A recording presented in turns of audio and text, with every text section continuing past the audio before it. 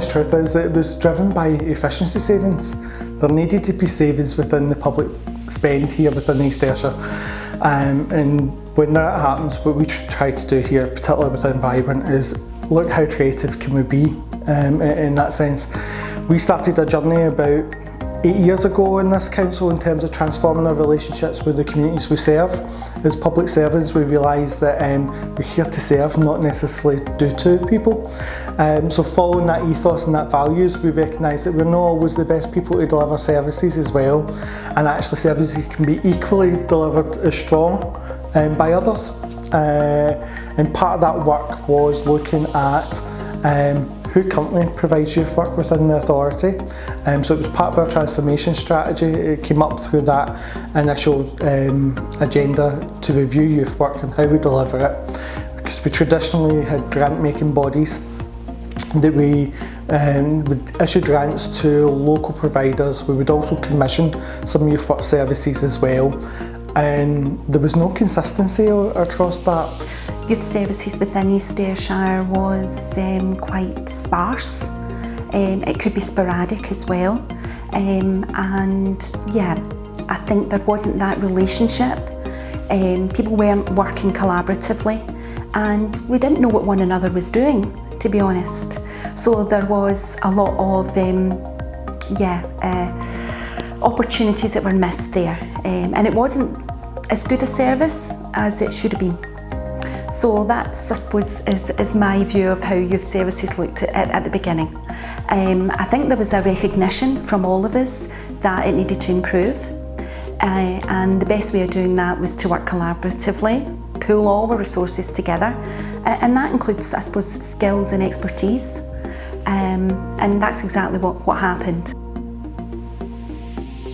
We identified roughly what we could provide if we costed it up, and how much the council would use to deliver that particular service, staffing levels, letting cost, etc. at the time, how many provisions we could get.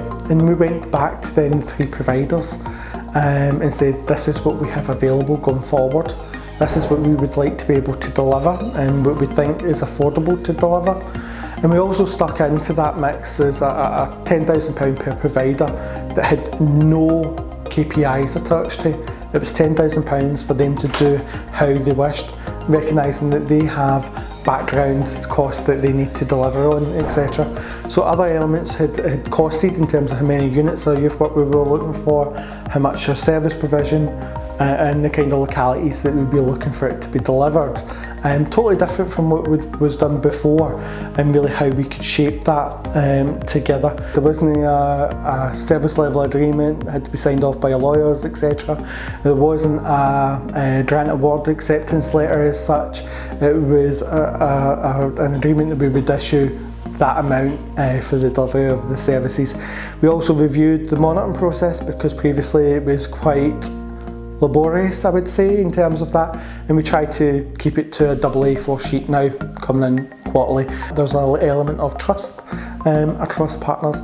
I don't need war and peace of evidence, etc. behind it. So a lot of the changes in that, and what we started when we started in this journey, it doesn't necessarily always look the same at this stage now, because things have adapted as our communities adapt. I am delighted to be able to say that as well as having a much better relationship with East Ayrshire local authority and Vibrant communities, I've also met other third sector organisations who I work very closely with, have real genuine friendships with, and we share so much. You know, we're sharing this experience and this journey, because they are part of the contract as I am with Barnardo's, but we also share resources and skills and expertise and facilities as well. So it's opened up a wealth of youth work services and resources within East Ayrshire that wasn't there before.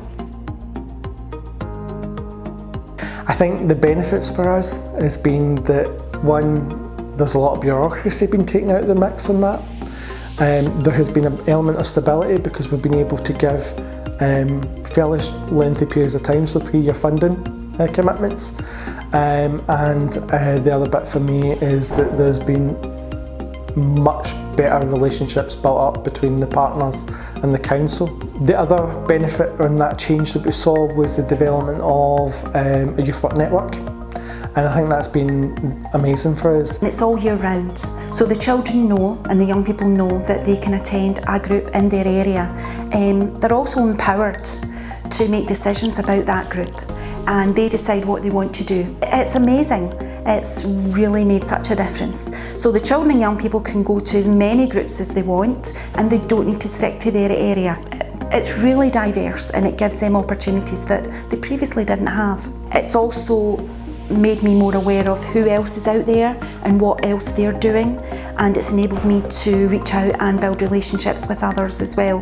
Being able to have that security of knowing I have funding in place for an extended period of time means that we can commit 110% to those children and families, and they know we're not going to disappear overnight. So it allows us to really do some good work.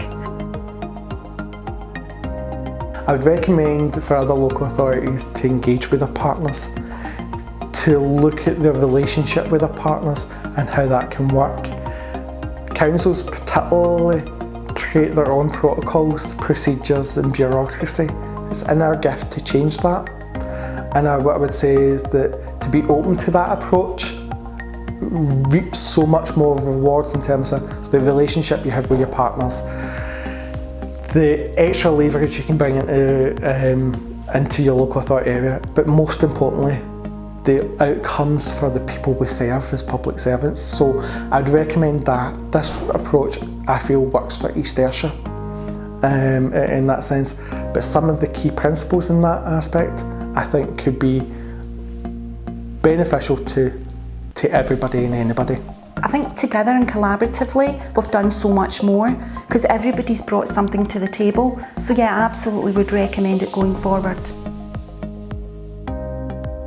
Dialogue, as long as the communication's there. There's difficult discussions to be made, different discussions to be had, but I think if you have the dialogue and you have an openness and an honesty and there's a bit of integrity there, then I think you'll be able to weather that. And the only other bit is, I would say, is flexibility, and that's it, because nothing's perfect, and not everything will run exactly as it is laid down in black and white. So there needs to be a bit of come and go, and ultimately at the end of the day, for anybody who's in the public sector, you're a public servant. What's the best thing for your local people? I think it's really about being honest and preparing us, so not leaving us, in the dark, and not allowing things to creep up on us. Obviously, we're all looking to forecast, and particularly with finance, how we're going to run and how we're going to operate services, and with the financial climate, which we're all struggling with, because there's cuts everywhere, and it's not just within local councils and local authorities, there is cuts everywhere. So I think together, when we're acknowledging that and working together to try and overcome that, that's half the battle.